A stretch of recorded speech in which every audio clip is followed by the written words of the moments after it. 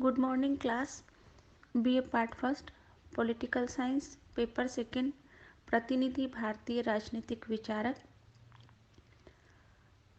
Unit second का chapter है स्वामी दयानंद सरस्वती और आज के लेक्चर का टॉपिक है स्वामी दयानंद सरस्वती का जीवन परिचय।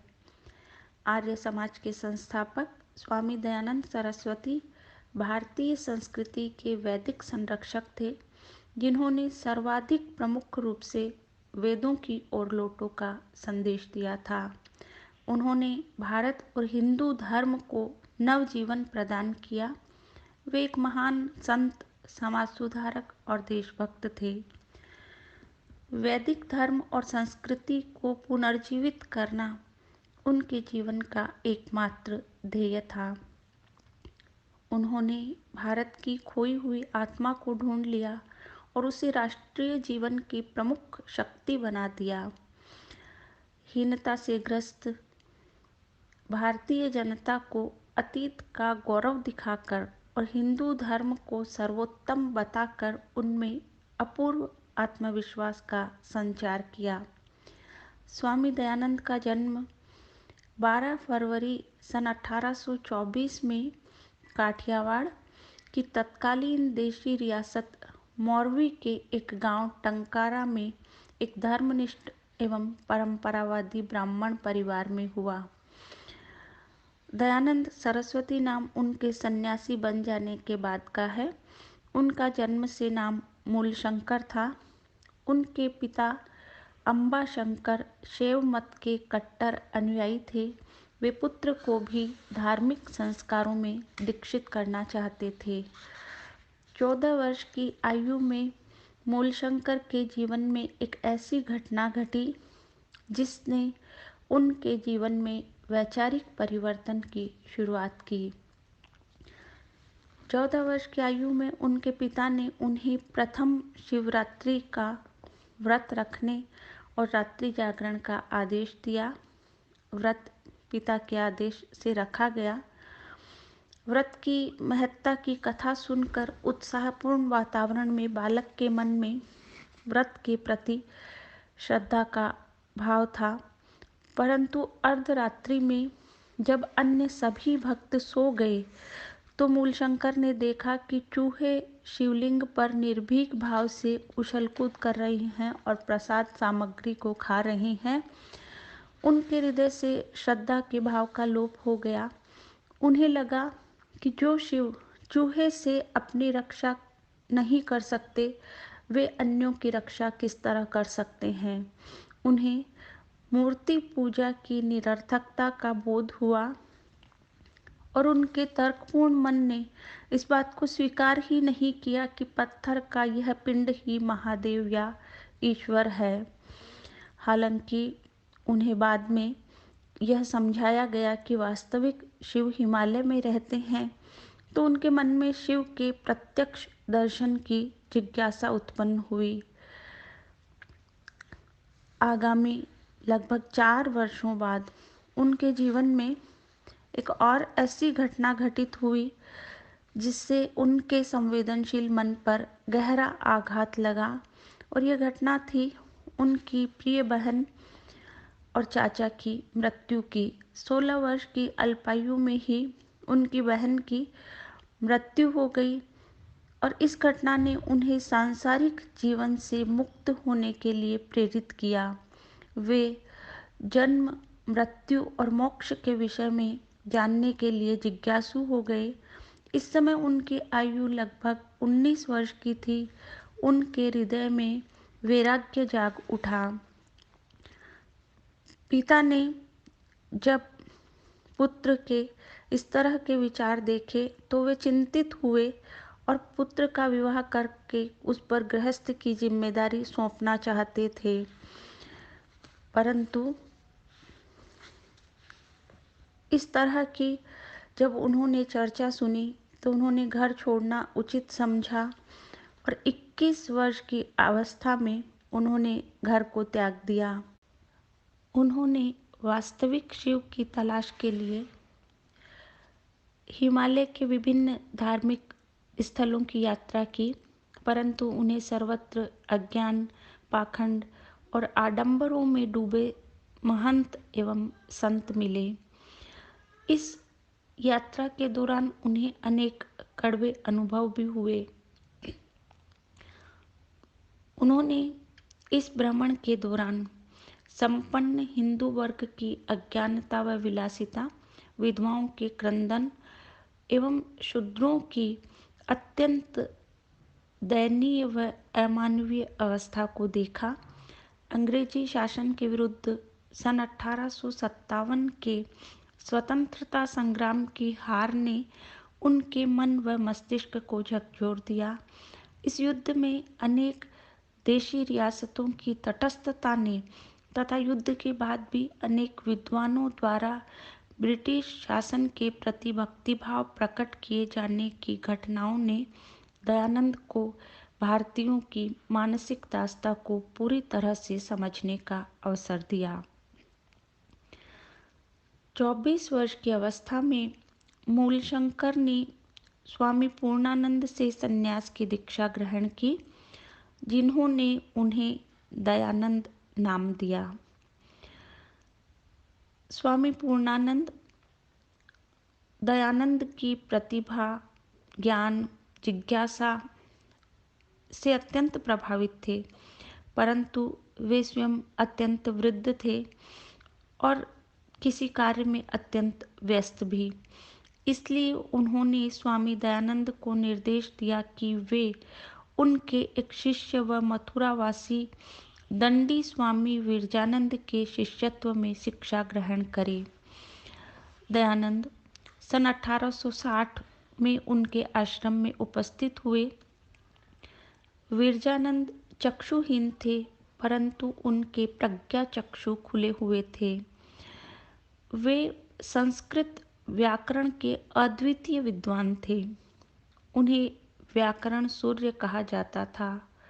मथुरा के पौराणिक एवं धार्मिक अंधविश्वास के वातावरण में विरजानंद एक ऐसे संत थे जो तत्कालीन भारत के धार्मिक व सामाजिक पतन से अत्यंत दुखी थे और वे इसके लिए तत्कालीन पुरोहित वर्ग के मिथ्या ज्ञान, अहंकार तथा पाखंड को दोषी मानते थे।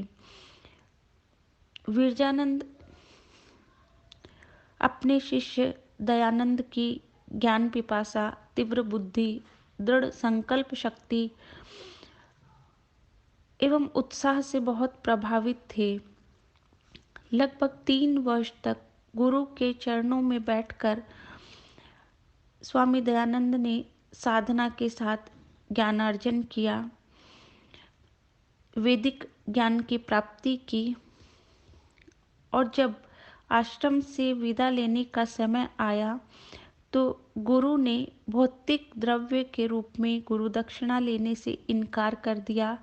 गुरु दक्षिणा के रूप में उन्होंने अपने प्रिय शिष्य दयानंद से यह प्रतिज्ञा कराई कि वह संपूर्ण भारतवर्ष का भ्रमण करके अवैदिक मतों के अविद्या अंधकार का नाश करे और वेदों के ज्ञान को पुनः स्थापित करे, ताकि अतीत का जगत गुरु भारत पुनः अपने गौरव व सम्मान को प्राप्त कर सके। स्वामी दयानंद ने समाज में फैले अंधविश्वास और कुरीतियों को दूर करने का अथक प्रयास किया। धर्म सुधार हेतु उन्होंने हरिद्वार के कुंभ मेले में पाखंड खंडिनी पताका लहराई, विभिन्न स्थानों पर विभिन्न धर्मावलंबियों के साथ शास्त्रार्थ किया और वैदिक मत का प्रचार किया। गुरु के आदेशों और उपदेशों को सदा उन्होंने अपने जीवन का ध्येय माना और संपूर्ण देश की यात्रा पर वे निकल गए। वैदिक धर्म की रक्षा, वैदिक धर्म के प्रचार प्रसार करने का प्रश्न उनके सम्मुख था। भारत का धार्मिक जीवन उस समय अंधविश्वासों और कुसंस्कारों से ग्रस्त था। इसके साथ ही वैदिक धर्म पर इस्लाम और ईसाई धर्म दोनों के द्वारा प्रहार किए जा रहे थे। इस स्थिति में वैदिक धर्म के अनुयायी अपना गौरव और साहस खोते जा रहे थे और आत्महीनता से ग्रस्त हो गए थे। स्वामी जी ने इस स्थिति को दूर करने का संकल्प किया। वेदों को धर्म का मूलाधार सिद्ध करने और मूर्ति पूजा का विरोध करने के लिए उन्हें सनातनी पंडितों और अन्य धर्म गुरुओं से शास्त्रार्थ में भाग लेना पड़ता और ऐसे में कई बार उन्हें बहुत अपमान और विरोधों का सामना भी करना पड़ा, परंतु अंततः उन्हें सफलता मिली। उनके अनुयायियों की संख्या निरंतर बढ़ती गई। अपने कलकत्ता प्रवास के दौरान ब्रह्म समाज तथा प्रार्थना समाज के विद्वानों से उनका वार्तालाप हुआ। केशवचंद्र सेन, स्वामी रामकृष्ण परमहंस जैसी हस्तियों से भी मिले। केशवचंद्र सेन की सलाह पर दयानंद ने अपने विचारों के आदान प्रदान में संस्कृत भाषा के स्थान पर हिंदी भाषा का प्रयोग करना शुरू किया। सन 1874 में इलाहाबाद में दयानंद सरस्वती ने अपने प्रसिद्ध ग्रंथ सत्यार्थ प्रकाश को पूरा किया। धर्म प्रचार और यात्रा क्रम में अक्टूबर 1874 में स्वामी जी बम्बई पहुँचे और 10 अप्रैल 1875 के दिन बम्बई में प्रथम आर्य समाज की स्थापना की। इसके 2 वर्ष बाद सन 1877 में आर्य समाज की दूसरी शाखा की लाहौर में स्थापना की। इसी समय आर्य समाज का ऐसा विधान बना कि देश के विभिन्न भागों में आर्य समाज की शाखाएं स्वतः स्थापित होने लगी। स्वामी दयानंद ने देशी रियासतों में आर्य समाज के कार्य की ओर विशेष ध्यान दिया। उनका मत था कि इन रियासतों के राजाओं एवं प्रबुद्ध जनों को जागृत करके इनकी प्रजा में भी सामाजिक, राजनीतिक, आर्थिक जागृति लाई जा सकती है और इस प्रकार ब्रिटिश शासन के विरुद्ध स्वराज्य की भावना का विस्तार किया जा सकता है। तत्कालीन राजपूताने की देशी रियासतों में शाहपुरा के राव नाहर सिंह, उदयपुर के महाराणा सज्जन सिंह तथा जोधपुर के महाराजा जसवंत सिंह उनके विशेष भक्त थे। उन्होंने देशी नरेशों को संयमित जीवन व्यतीत करने व प्रजा के प्रति अपने कर्तव्य की पूर्ति का उपदेश दिया। सन 1883 में स्वामी दयानंद ने जोधपुर प्रवास के दौरान महाराजा जसवंत सिंह को एक नर्तकी नन्ही बाई के प्रति आसक्त पाया। महाराज के इस आचरण की उन्होंने कठोर शब्दों में निंदा की। उन्होंने महाराजा जसवंत सिंह को भोग विलास से मन हटाकर संयम और मर्यादा का जीवन बिताने का परामर्श दिया। अपमान से पीड़ित नन्ही बाई ने स्वामी जी के रसोइये की मदद से उन्हें दूध में विष डालकर दिया। जोधपुर में उनकी चिकित्सा नहीं हो सकी। भक्तों के आग्रह पर वे अजमेर चले गए और 30 अक्टूबर 1883 को अजमेर में ही उनका देहांत हो गया। स्वामी जी की मृत्यु पर पूरे देश में शोक व्याप्त हो गया। मृत्यु से पूर्व उन्होंने अपराध बोध से दुखी अपने रसोइये को क्षमादान दिया और रुपए देकर ब्रिटिश राज की सीमा के बाहर नेपाल भेज दिया। स्वामी दयानंद ने मृत्यु से पूर्व अपने सहयोगियों को आदेश दिया कि उनकी कोई समाधि नहीं बनाई जाए और ऐसी किसी संभावना से बचने के लिए उन्होंने आग्रह किया कि उनकी राख को खेतों में बिखेर दिया जाए।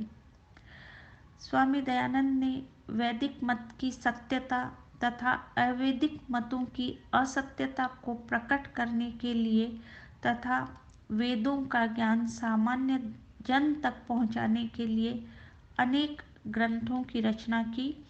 इन ग्रंथों में धार्मिक, सामाजिक व राजनीतिक पुनः निर्माण का भाव व्याप्त है। उन्होंने संपूर्ण यजुर्वेद तथा ऋग्वेद के 6 मंडलों तथा 7वें मंडल के कुछ अंशों का भाष्य भी किया। राजनीतिक दृष्टि से सत्यार्थ प्रकाश तथा ऋग्वेदादि भाष्य भूमिका का विशेष महत्व है। इन दोनों ग्रंथों में एक एक अध्याय राजधर्म पर लिखा गया है। इसके अतिरिक्त स्वामी दयानंद द्वारा किया गया मनुस्मृति का भाष्य भी राजधर्म पर पर्याप्त प्रकाश डालता है। अब देखते हैं स्वामी दयानंद के वेद संबंधी विचार या स्वामी दयानंद के चिंतन का मूल स्रोत वेद। स्वामी दयानंद के समस्त चिंतन का मूल स्रोत और आधार वेद है। उनका दावा था कि वेदों में स्वयं ईश्वर की ही वाणी निहित है और इसलिए वेदों में उनकी आस्था चट्टानबद्ध तथा अडिग थी।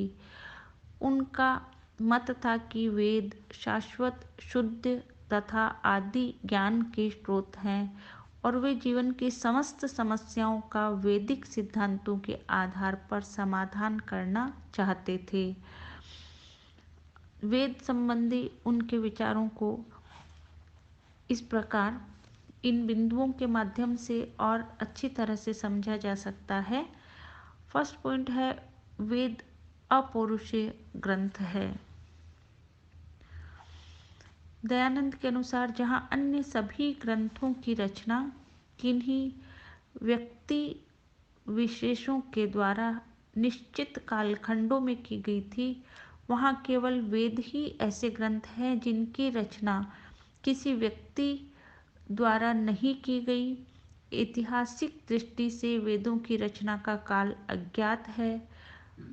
ईश्वर ने सृष्टि के प्रारंभ में पहले 4 पुरुषों अग्नि, वायु, आदित्य तथा अंगिरा के अंतःकरण में वेदों के ज्ञान को प्रकट किया और इन चारों ऋषियों से ब्रह्मा ने इन वेदों के ज्ञान को प्राप्त किया। ईश्वर से उत्पत्ति होने के कारण ही वेद अपौरुषेय कहे जाते हैं। सेकंड पॉइंट है, वेद सत्य ग्रंथ है। वेद में ईश्वर की नित्य विद्या है, अतः वेद अक्षर से सत्य है। ईश्वर ने समस्त मनुष्यों के हित के लिए इसे सृष्टि के प्रारंभ में 4 ऋषियों के हृदय में प्रकट किया है। सत्य होने के कारण वेद के ज्ञान का लोप भी संभव नहीं है। सत्य ज्ञान अपनी प्रकृति से अनश्वर होता है और इसलिए वेद भी ऐसे ही है। दयानंद के अनुसार वेद सब सत्य विद्याओं का पुस्तक है। नेक्स्ट पॉइंट है, वेद में समस्त मूल विद्याएं हैं। स्वामी दयानंद ने सृष्टि में मौजूद समस्त विद्याओं को मूलतः 2 प्रकार का माना है, पराविद्या एवं अपराविद्या।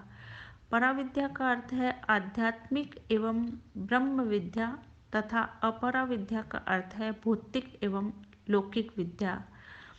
स्वामी दयानंद का मत है कि ये दोनों ही प्रकार की विद्याएं वेद में उपलब्ध है, अतः वेद ज्ञान का पूर्ण भंडार है। वेद का ज्ञान सत्य है और पूर्ण है। नेक्स्ट पॉइंट है, वेदों में सार्वभौमिक धर्म निहित है।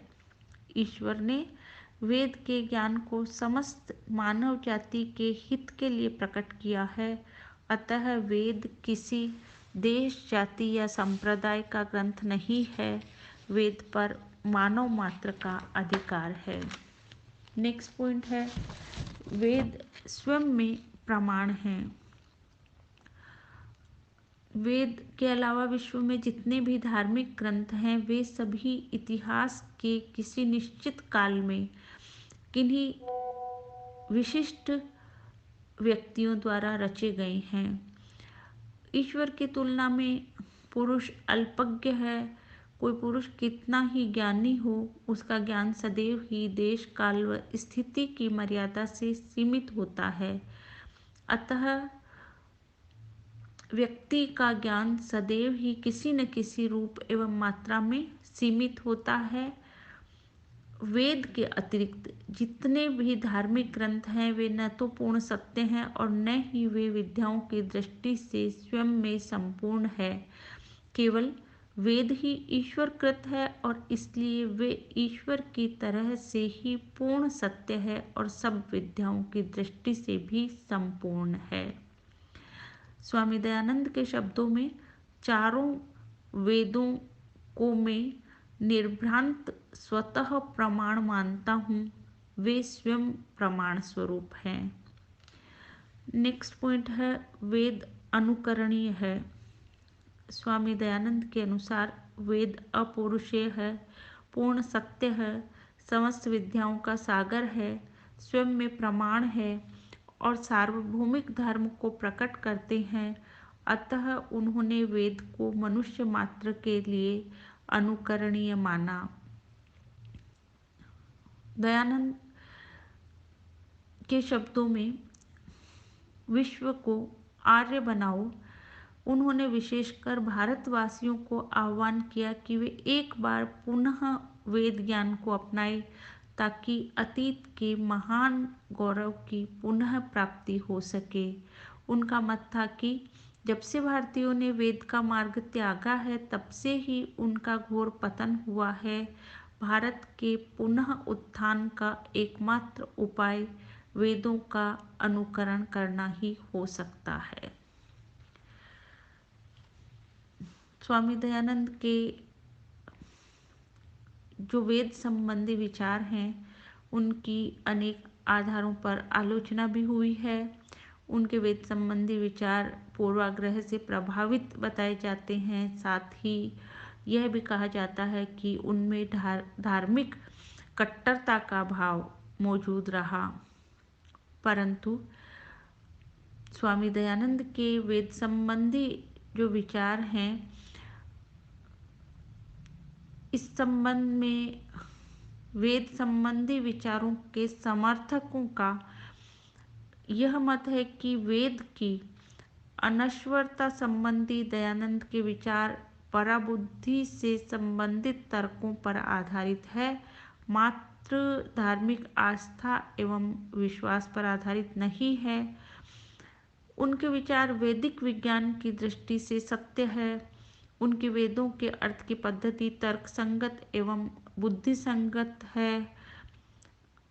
उनके वेद संबंधी विचारों का एक सराहनीय पक्ष यह भी है कि उन्होंने वेदों के ज्ञान का प्रचार प्रसार कर प्रचलित धार्मिक व सामाजिक कुरीतियों, कर्मकांडों तथा अंधविश्वासों का सफल विरोध किया। राजनीतिक क्षेत्र में दयानंद ने वेदों के आधार पर ही राष्ट्रीय स्वाभिमान को जागृत किया और स्वराज्य की प्राप्ति की प्रबल प्रेरणा दी। इसी के साथ धन्यवाद।